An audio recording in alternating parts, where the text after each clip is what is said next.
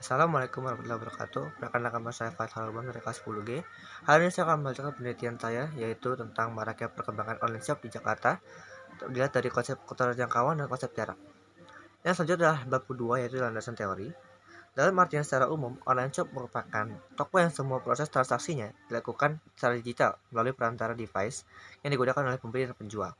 Tentunya untuk mendapatkan kesepakatan dalam kegiatan jual beli. Sedangkan dalam artian secara luasnya, online shop merupakan tempat di mana penjual dan pembeli tidak bertemu secara fisik. Di sini pembeli ditawarkan barang dalam bentuk display yang disediakan penjual sebagai gambaran dari produk yang akan dibeli oleh konsumennya. Proses transaksi pun juga terjadi tanpa tatap muka, di mana pembeli ditawarkan beberapa opsi atau metode dalam melunasi pembayarannya kepada penjual. Misalnya saja melalui rekening bank, m-banking, OVO, Dana, dan sebagainya.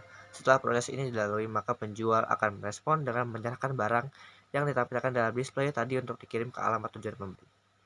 Selanjutnya adalah awal persebaran, yaitu menurut laman History of Information, online shopping ditemukan pada tahun 1979 oleh investor dan pengusaha asal Inggris Michael Aldrich.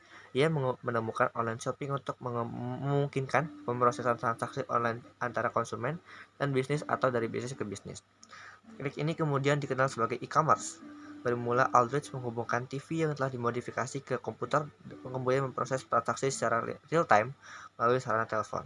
Ia percaya kalau teknologi TV bersistem modifikasi sederhana yang digerakkan oleh menu merupakan media komunikasi baru yang dapat diterapkan secara menyeluruh setelah munculnya telepon.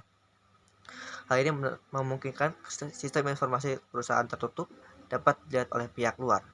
Proses yang diciptakan Aldrich tidak hanya untuk pemrosesan transaksi tetapi juga untuk pesan elektronik dan pengambilan dan penyebaran informasi yang saat ini dikenal sebagai e-business. Setelah itu, pada tahun 1980, Aldrich mendistribusikan hasil ciptaannya ke situs belanja online yang tersebar di Inggris dan mengalami perkembangan cukup signifikan. Di Indonesia, online shopping kali pertama dibangun oleh Andrew Darwis pada tahun 1999 dengan mendirikan forum jual beli bernama Kaskus. Kemudian disusul dengan platform jualbelibineka.com. Kemudian, online shopping mengalami perkembangan cukup tinggi. Namun, tidak semua masyarakat menyambut antusias keberadaannya.